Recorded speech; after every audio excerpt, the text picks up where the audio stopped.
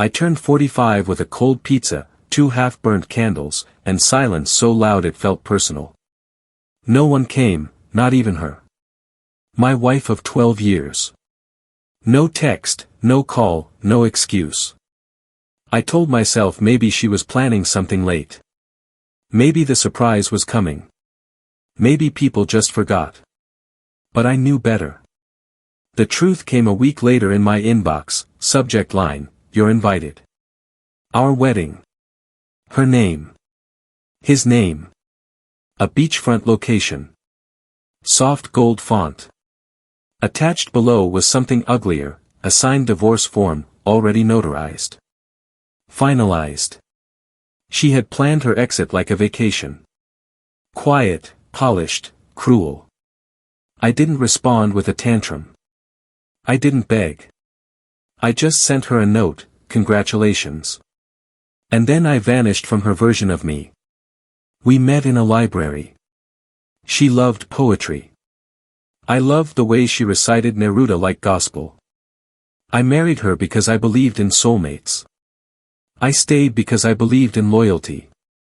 She stayed because I made things easy, paid for her grad school, helped her start the boutique, never asked questions about her late shifts. Maybe that was my mistake, confusing patience for weakness. But I'm not weak. That night, after sending her that note, I did 3 things. 1. Changed every lock. 2. Blocked every number tied to her.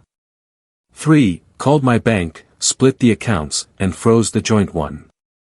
Everything she thought she had access to was now behind a wall she didn't build. She made her choice.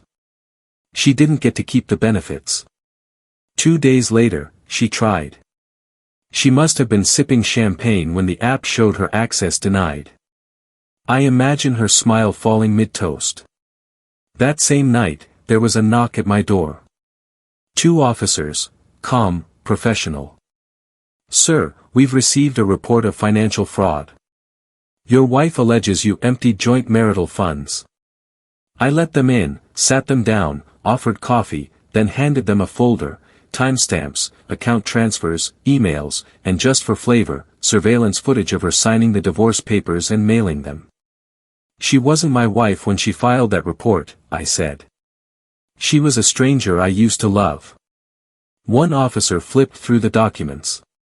His brows rose. "You're meticulous," he said. I smiled. "Divorce teaches you that." They left without another word. She tried again through her lawyer. Claimed the boutique needed emergency funds. Claimed I was sabotaging her new life. Too bad she had used my name as a guarantor.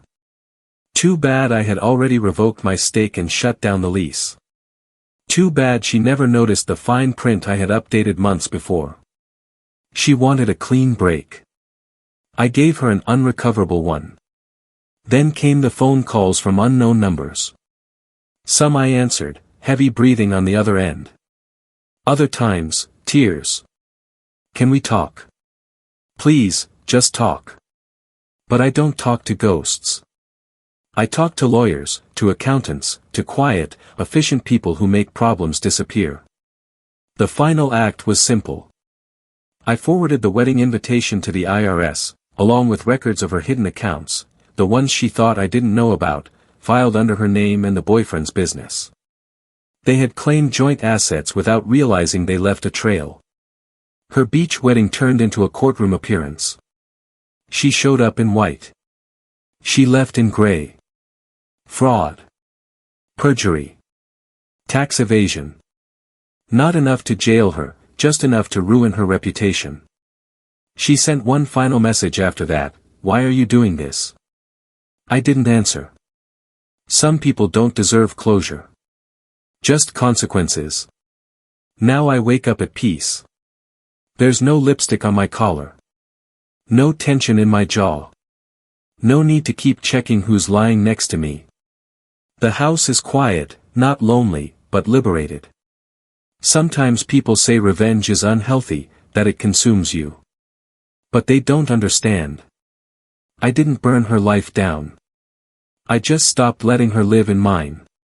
And the best part? She invited me to start over. She just didn't know I'd RSVP with fire.